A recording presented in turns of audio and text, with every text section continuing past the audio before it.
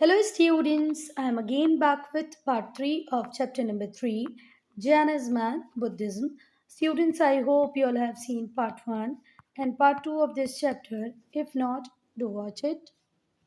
Students, till here we have completed everything in part 2.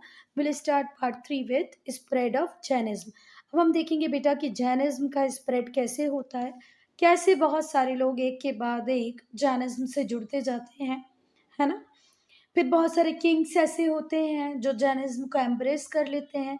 उसमें एक बहुत ज़्यादा नोन किंग है जिनका नाम है Chandragupta Maurya, grandfather of Ashok, ruler of Magadh. Magadh के रूलर चंद्रगुप्त मौर्य जो कि फाउंडर हैं मौर्य डायनेस्टी के, उन्होंने जैनिज्म को एम्ब्रेस किया था। और मुझे बात बताओ, इतना बड़ा राजा जब एक ऐसे रिलीजन को एम्ब्रेस करेगा तो उसके स्प्रेड के लिए कितना कुछ करेगा, बहुत सारी फंडिंग्स देगा, डोनेशंस देगा, सेजेस मुनीस की जो रिक्वायरमेंट है उनको पूरा करेगा।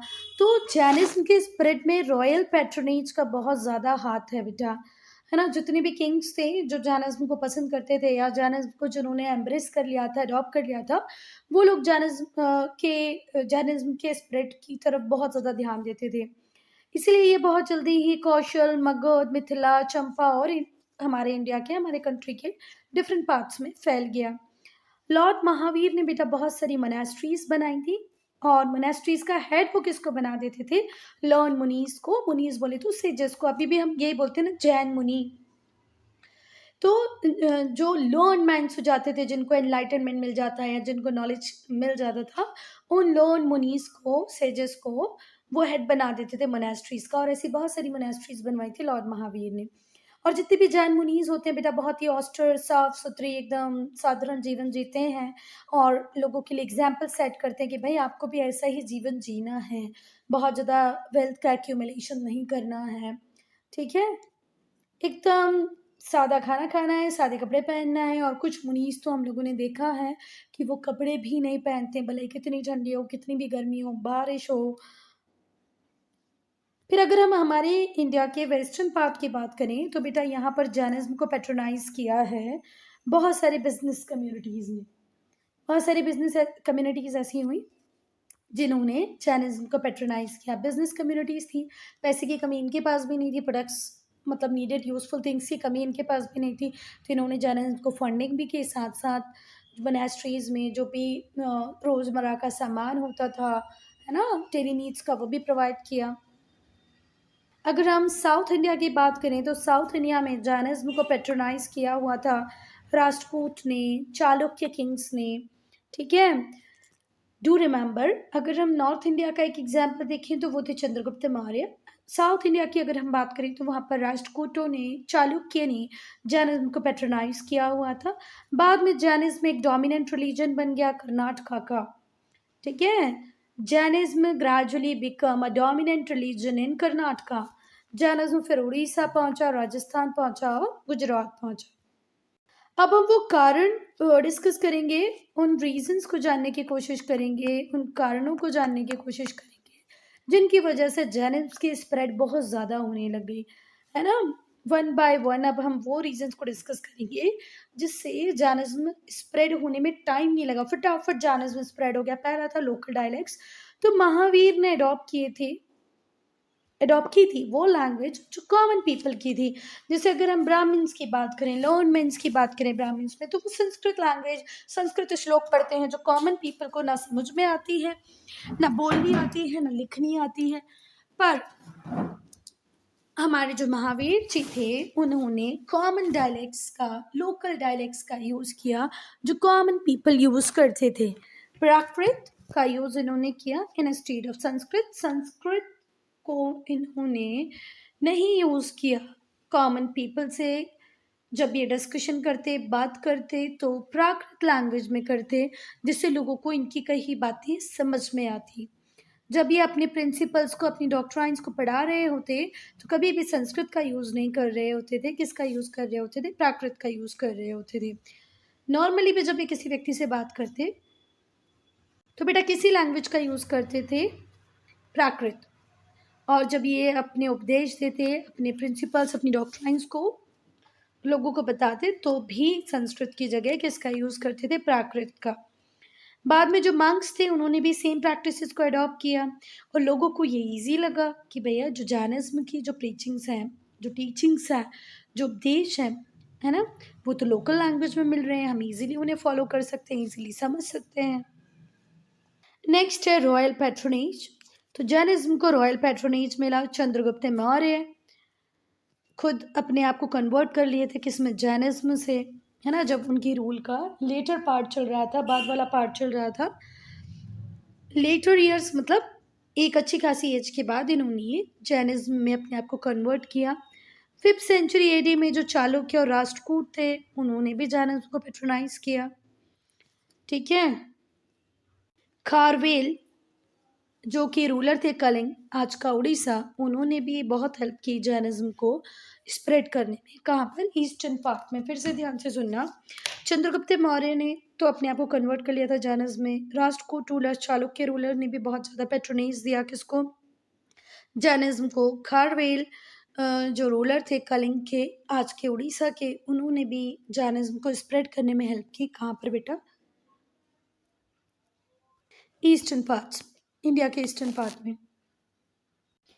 अब हम बात करेंगे सेंट्स की। तो बहुत सारे जो डिवोट जैन थे, जैसे कि कल्काचार्य जो उज्जैन में रहते थे, उन्होंने उज्जैन को सेंटर बनाया जैनिज्म का। एक और दूसरे संत भी थे, दूसरे सेंट थे जिनका नाम था भद्रबाहु, उन्होंने जैनिज्म को कहाँ लेके गए बेटा, कर्नाटका। तो बहुत सारे जो डिवोट जैन सेंट थे, जैसे कल्काचार्य जो उज्जैन में रहते थे, उन्होंने उज्जैन को सेंटर बनाया जैनिज्म का। दूसरे थे भद्रबाहु जिन्होंने जैनिज्म को कहाँ लेके गए, कर्नाटका। बेटा ये जो वर्ड डिवाउट है, इसका मीनिंग क्या होता है, वेरी रिलीजियस। तो बहुत सारे, बहुत ज़्यादा धर्मनिष्ठ, धार्मिक जो जैन संत थे, उन्होंने भी जैनिज्म को स्प्रेड करने में बहुत ज़्यादा हेल्प की। उनमें से 2 प्रोमिनेंट है जिनका नाम आपको याद होना चाहिए, कल्काचार्य उज्जैन और भद्रबाहु कर्नाटक। मतलब उज्जैन जगह का नाम है और कर्नाटका जगह का नाम है ना, रीजन का नाम है। Appeal to people, people found the religion attractive. जो लोग थे उन्होंने इस रिलीजन को बहुत ज़्यादा अट्रैक्टिव पाया। क्यों? क्योंकि ये ऑस्टेरिटी पे, सिंप्लिसिटी पे, स्पिरिचुअलिटी पे ज़्यादा ध्यान देता था। किसी भी एनिमल को सेक्रीफाइस करने की बात नहीं करता था। क्लास डिस्टिंक्शन नहीं है, जैन मतलब जैन, कोई क्लास डिस्टिंक्शन नहीं था। ठीक है, अपर कास्ट लोअर कास्ट जैसी कोई चीज़ नहीं थी, जात पात नहीं थी। यहाँ पर सिंप्लिसिटी मतलब होता है साधारण, स्पिरिचुअलिटी मतलब होता है अध्यात्म, और ऑस्टेरिटी मतलब होता है आडंबरहीनता। मतलब जो बाहरी दिखावा नहीं करना है, साधारण जीवन जीना है, अध्यात्म की तरफ ध्यान देना है। अब हम पढ़ेंगे डिवीजन इनटू 2 सेक्ट्स। 2 सेक्ट में डिवाइड हो गया था Jainism. During the time when Bhadrabahu took Jainism to Karnataka, बेटा जब भद्रबाहु जैनिज्म को कर्नाटका लेके गए, there arose differences between him and Sthulabhadra. देखो स्थूलभद्र भी एक सेंट ही थे और भद्रबाहु भी एक सेंट थे। भद्रबाहु जब कर्नाटका लेके गए जैनिज्म को, ठीक है, तब उनके जो विचार थे, उनके जो व्यूज थे, किससे नहीं मिले, स्थूलभद्र से। इन दोनों के व्यूज में डिफरेंसेस आने लगे। Who was based in Magadh, Sthulabhadra कहाँ रहे, मगध में रहे, और भद्रबाहु जैनिज्म को कहाँ लेके गए, कर्नाटका। फिर से ध्यान से सुनो, 2 सेक्ट में जैनिज्म कैसे डिवाइड हुआ, क्योंकि जो भद्रबाहु थे और जो स्थूलभद्र थे, इनके व्यूज में डिफरेंसेस आने लगे। स्थूलभद्र मगध में रहे और भद्रबाहु कहाँ चले गए, कर्नाटका में। In the first Jain council held around 300 BC, before Common Era 300 में एक काउंसिल हुई, जैन की काउंसिल हुई। ये जो डिफरेंसेस अब सरफेस पे दिखने लग गए, इसी की वजह से जैन सेक्ट जो थी 2 ग्रुप्स में डिवाइड हो गई। देखो एक जो जैन लोग होते हैं वो कपड़े पहनते हैं, दूसरे जो होते हैं वो कपड़े नहीं पहनते हैं। ठीक है, इनके पूजा करने के तरीके अलग अलग है। एक ग्रंथों की पूजा करते हैं तो दूसरे मूर्ति पूजा करने लग गए, है ना। तो ये छोटे छोटे बारीक बारीक डिफरेंसेस थे भद्रबाहु स्थूलभद्र के बीच में, जिनकी वजह से जैनिज्म 2 सेक्ट्स में डिवाइड हो गया। पहला है श्वेतांबर। तो श्वेतांबर मतलब वाइट क्लैड्स, ठीक है। इनको कौन लीड कर रहे थे? स्थूलभद्र। ये मगध में ही रहे, इन्होंने वाइट क्लॉथ पहनना चालू कर दिया और अपने फेस को कवर करने लगे वाइट क्लॉथ से, जिससे कि किसी जानवर की, इवन टेनिएस्ट इंसेक्ट की भी, जर्म की भी कोई डेथ ना हो अगर उनकी नाक मुंह में, कई बार हम लोग देखते हैं ना, मुंह में मच्छर आ गया, मुंह में कीड़ा आ गया, नाक में चला गया या आंखों में आ गया, वो ऑब्वियस सी बात है वो वहां पर मर जाएगा। तो ये लोग है ना मुंह के ऊपर कपड़ा बांधने लग गए, जिससे कि किसी छोटे से छोटे जानवरों को भी एक भी मारे ना। They fasted but did not believe in extreme penance and austerity. बेटा ये लोग है ना फास्ट रखते थे, पर एक्सट्रीम पीनेंस, कठोर तपस्या में अपने शरीर को कष्ट देने में इनका बिलीव नहीं था। ना ही तो आडंबरहीनता, मतलब इतना भी इजी, इतना सरल अपने जीवन को नहीं बनाना, इतनी कठोर तपस्या नहीं करना, इनका बिलीव ऐसा था, ठीक है। पर अगर हम दिगंबर्स की बात करें तो दिगंबर्स जिन्होंने भद्रबाहु को फॉलो किया, दिगंबर्स फॉलोड भद्रबाहु, ठीक है। चलो, they were sky clad and did not believe in covering their bodies. ये भी स्काई क्लाड थे, पर ये बॉडी को कवर करने में बिलीव नहीं करते थे, ठीक है, बॉडी को कवर नहीं करते। फिर से सुनो, दिगंबर्स बेटा किसको फॉलो करते थे? भद्रबाहु को। ये भी स्काई क्लाड थे पर अपनी बॉडी को कवर नहीं करते थे। दिगंबर्स के according living without clothes signified detachment from worldly pleasure. Digambars का मानना ये था कि अगर हम क्लोथ्स को भी अवॉइड करते हैं, है ना, हम लोग बिना क्लोथ के रहते हैं, तो ये it's a sign of detachment कि भाई वर्ल्डली प्लेजर से भी हमें कोई मतलब नहीं है। अच्छा, दूसरी बात बेटा, गर्मियों में तो ठीक है, पर ठंडियों में बिना कपड़े के रहना आप समझ पा रहे हो कितना मुश्किल होता है, बहुत मुश्किल होता है ना। तो ठीक है, अगर बिना कपड़ों के हम रह रहे हैं तो ये भी वर्ल्डली प्लेजर से डिटैचमेंट का एक साइन है। इतनी मतलब मुश्किलों में रहा जाएगा ना, हम तो स्वेटर भी पहन लेते हैं, फिर भी हमें ठंड लगती रहती है, तो अब सोचो वो लोग कैसे रहते होंगे। अकॉर्डिंग टू देम, इनके अनुसार one could avoid killing life forms. आपको किसी भी लाइफ फॉर्म को किल नहीं करना है। By not wearing clothes because while washing clothes many germs would get killed. हे राम, कितना सोचते थे, बाप रे। अब ये बोल रहे हैं कि किसी भी फॉर्म में आपको लाइफ को मारना नहीं है। जब आप कपड़े पहनोगे तो उनको धोगे, और धोगे तो बहुत सारे जर्म्स मर जाएंगे। They were orthodox follower of Mahavir. ये बहुत ही रूढ़िवादी फॉलोअर रहे महावीर के। They kept long fast and lead led an austere life. बहुत ही आडंबरहीन, बिल्कुल साधारण जीवन ये जीते हैं, और लंबे लंबे फास्ट ये रखते हैं, है ना, बिना कपड़ों के ये लोग रहते हैं।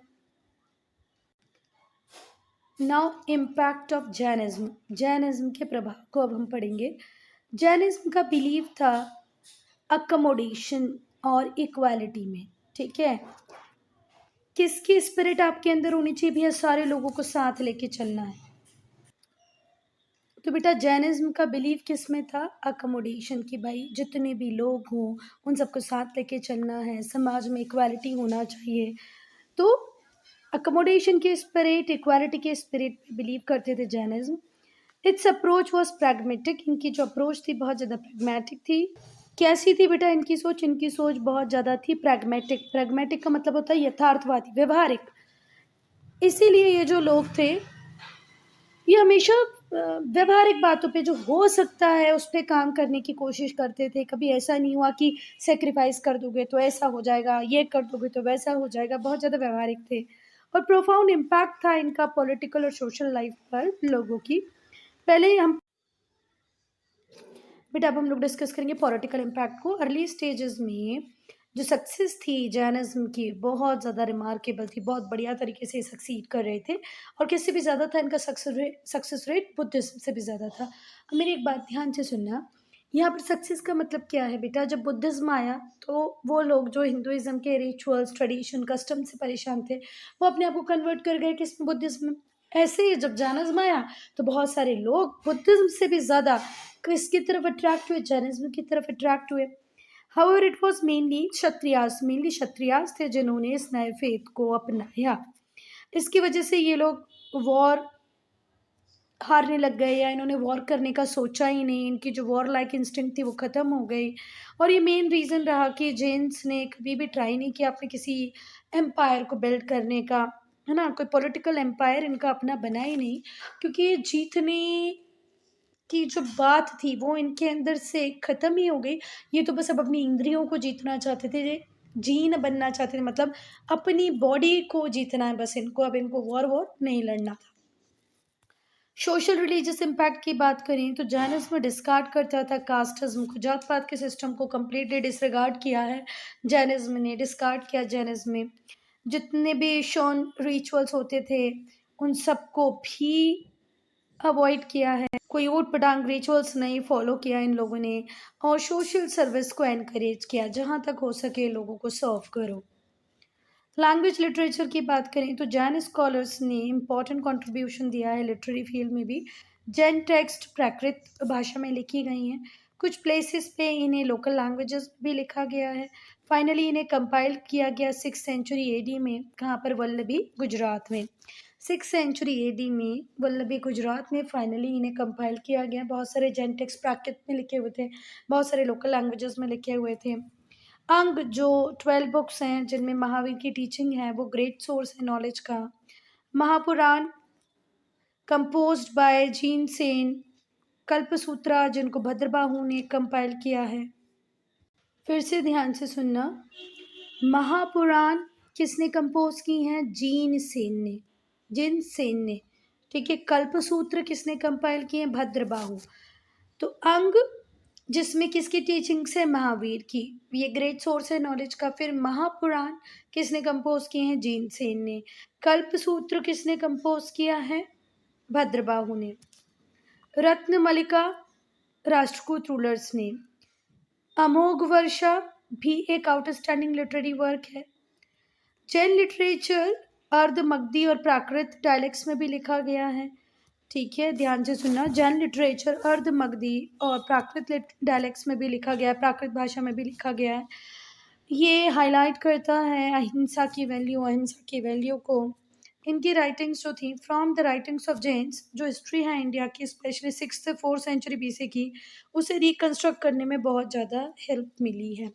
जब हम जैन टेक्स्ट को पढ़ते हैं तो जैन टेक्स्ट की हेल्प से हम इंडिया की हिस्ट्री कब से कब तक की, 4th century BC से लेकर के 6th century BC से लेकर के 4th century, क्योंकि बेटा यहाँ बैकवर्ड काउंटिंग चलती है। BC है तो BC में पहले 6 और से लेकर 4, 6th century BC से लेकर के 4th century BC तक की कहानी, हिस्ट्री आप इजीली बना सकते हैं अगर आप जैन टेक्स्ट को पढ़ते हैं तो। अब अगर हम आर्ट और आर्किटेक्चर की बात करें तो जैन्स ने बहुत सारे टेम्पल्स, बहुत सारी मोनेस्ट्रीज बनाई हैं।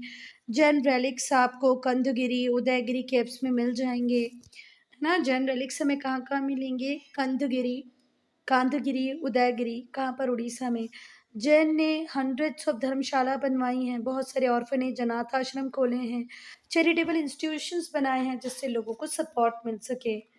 जाइगैंटिक स्ट्रक्चर जो है बाहुबली का, गोमतेश्वर का, जो कहाँ पर है? श्रवण बेलगोला में।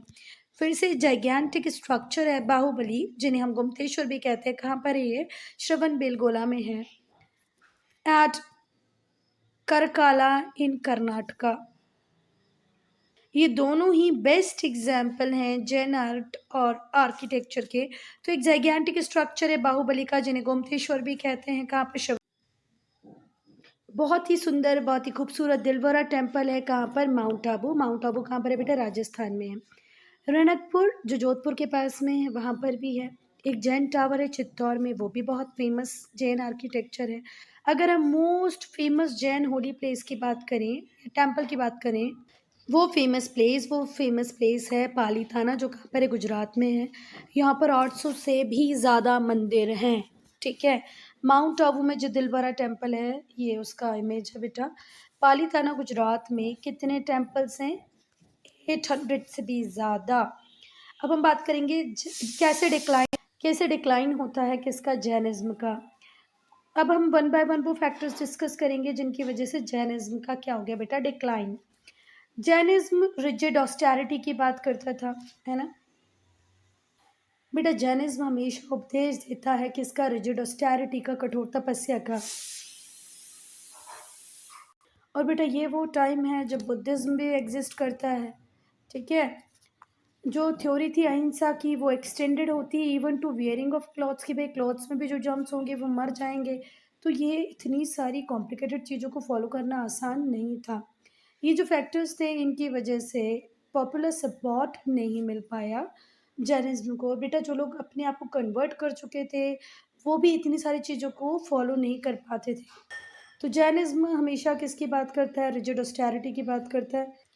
ये उस टाइम में ही आया है जिस टाइम में बुद्धिज़्म आया।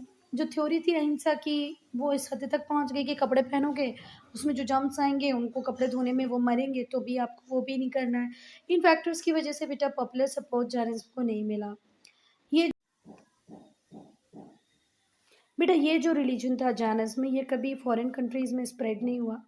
कोई मिशनरी एफर्ट इस रिलीजन के लिए लगे ही नहीं, जैसे क्रिश्चियन मिशनरीज होती हैं, ठीक है। जैसे मुस्लिम्स अपने रिलीजन को स्प्रेड करने के लिए बहुत कुछ करते हैं, जैसे अशोक ने बुद्धिज़्म के स्प्रेड के लिए बहुत कुछ किया, वैसे जैनिज्म में नहीं हुआ। अशोक ने बुद्धिज़्म को श्रीलंका, चाइना और बहुत सारे डिफरेंट कंट्री तक पहुंचाया, पर जैनिज्म के साथ ऐसा नहीं हुआ। जैनिज्म को बेटा कोई रॉयल पैट्रनेज भी नहीं मिला किसी कंटेम्प्रेरी रूलर से, कुछ ही लोगों से मिला, बहुत ज़्यादा नहीं मिला। पर बुद्धिज़्म को बहुत ज़्यादा सपोर्ट मिला, बहुत बड़े स्केल पे सपोर्ट मिला, अशोक से मिला, फिर हर्ष से मिला, फिर कनिष्क से मिला। बेटा जैनिज्म को बहुत ज़्यादा रॉयल पैट्रोनेज नहीं मिला कंटेम्प्रेरी रूलर से। वहीं अगर हम बुद्धिज़्म की बात करें तो बुद्धिज़्म को लार्ज स्केल पे सपोर्ट मिला, अशोक से भी मिला, हर्ष से मिला, कनिष्क से मिला। बेटा जैनिज्म ने इक्वालिटी को तो एडवोकेट किया पर सोसाइटी से पूरी तरह हाई क्लास लो क्लास, हाई पोजीशन लो पोजीशन को बाहर नहीं पहुंचा पाए। मतलब वो तो एग्जिस्ट कर ही रही थी। देखो जैनिज्म किस बात को एडवोकेट करता है, equality of main. It did not do away totally, ये पूरी तरीके से बाहर नहीं ले जा पाया हाई एंड लो पोजीशंस को सोसाइटी से। बेटा गुप्ता पीरियड में और लेटर ईयर्स में हिंदुइज्म फिर से पॉपुलर होने लगा। हिंदुइज्म ने अपने लेवल्स पे काम करना चालू कर दिया। Therefore Jainism remain restricted to few pockets in the country. और जैनिज्म बहुत ज़्यादा फ्लरिश नहीं कर पाया, फ्यू पॉकेट्स में ही रह गया। क्योंकि यहाँ पर हमने देखा बुद्धिज्म तो था ही था इसका कॉम्पिटिटर, पर हिंदुइज्म में भी रिवाइवल स्टार्ट हो गया था। अब हम देखते हैं बुद्धिज्म को। Buddhism catered to religion striving of the time. बेटा बुद्धिज्म उस टाइम में जिन लोगों को धर्म से परेशानी थी, जो हिंदुज़्म में भी नहीं जाना चाहते थे, जो मतलब जैनिज्म में भी उतना पीनेंस, उतना कठोर तपस्या वो नहीं कर पा रहे थे, तो उनके लिए एक मिडिल पाथ था Buddhism. It was a midway between Hinduism and Jainism, Jainism और हिंदुइज्म के बीच का था। Buddhism presented aesthetic tradition to Indian society. Aesthetic tradition को इंडिया में इंट्रोड्यूस बुद्धिज्म ने ही किया है। एस्थेटिक का मतलब क्या होता है बेटा, वो तपस्वी बन जाना है ना। Buddhism presented the aesthetic tradition to Indian society. Indian society में सन्यासी बनने का कंसेप्ट बुद्धिज्म ही लेके आया। इसके ज़्यादा फॉलोअर थे इंडिया से भी। कहाँ पर बेटा बुद्धिज्म के follower all over the world में हमें देखने को मिल जाएंगे। बुद्धिज्म भी इंडिया का इम्प्रिंट ही है अदर सिविलाइजेशन पर। जो बैकग्राउंड है और जो कॉजेज़ हैं जिनकी वजह से राइज होगा जैनिज्म और बुद्धिज्म का, वो ऑलरेडी इस चैप्टर में हम अर्लियर डिस्कस कर चुके हैं। So student, I'm ending this video here only. If you have any doubt, any problem, to write in comment section.